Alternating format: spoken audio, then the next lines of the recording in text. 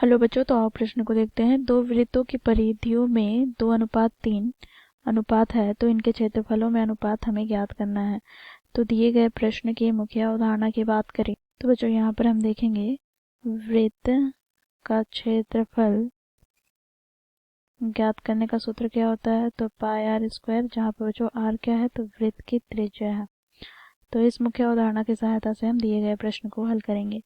बच्चों देखो, यहाँ पर हमें दो वृत्त दिया गया है, तो इनके परिधियों का अनुपात 2:3 है। तो यहाँ पर हम लिखेंगे, माना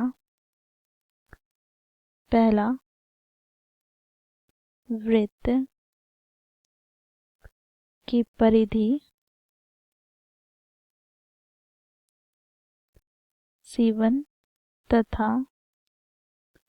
दूसरे वृत्त की परिधि C2 है।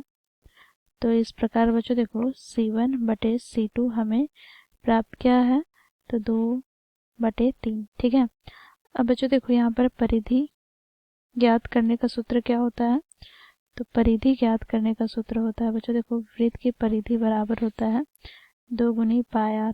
तो यहाँ पर हम लिखेंगे 2 गुनी पाई R1, पहला वृत्त की परिधि, दूसरे वृत्त की परिधि 2 गुनी पाई R2 बराबर क्या हो जाएगा, 2/3। बच्चों देखो, यहाँ पर 2 पाई से 2 पाई कट जाएगा, तो यहाँ से हमें प्राप्त हो जाएगा R1/R2 बराबर 2/3। तो बच्चों यहाँ पर हमें प्राप्त क्या हो गया, तो पहले वृत्त की त्रिज्या प्राप्त हो गई 2 गुनी x तथा दूसरे वृत्त की त्रिज्या प्राप्त हो गई, अर्थात R2 प्राप्त हो गई 3x। अब बच्चों यहाँ पर हमें दोनों वृत्त का क्षेत्रफल का अनुपात ज्ञात करना है। तो पहले वृत्त के क्षेत्रफल को हम A1 तथा दूसरे वृत्त के क्षेत्रफल को A2 से प्रदर्शित करेंगे, तो हमें प्राप्त क्या हो जाएगा, तो वृत्त का क्षेत्रफल ज्ञात करने का सूत्र मुख्य उदाहरण में देखा पाई आर स्क्वायर। तो यहाँ पर पहले वृत्त का क्षेत्रफल पाई R1 स्क्वायर हो जाएगा, बटे में दूसरे वृत्त का क्षेत्रफल पार R2 का स्क्वायर। तो यहाँ से पाई कट जाएगा, तो यहाँ से हमें प्राप्त हो जाएगा R1 का स्क्वायर। तो R1 का स्क्वायर क्या है, 2 गुनी x का होल स्क्वायर, बटे में R2 का स्क्वायर क्या है, तो 3 गुनी x का होल स्क्वायर। तो यहाँ से हमें प्राप्त हो जाएगा 2 का स्क्वायर था 4 गुना में x स्क्वायर, बटे में बच्चों देखो यहाँ 3 का स्क्वायर 9 गुना में x स्क्वायर। बच्चों x स्क्वायर से x स्क्वायर कट जाएगा, तो यहाँ से हमें प्राप्त हो जाएगा 4:9। ठीक है। तो ये हो जाएगा बच्चों हमारा दिए गए प्रश्न का उत्तर। ठीक है।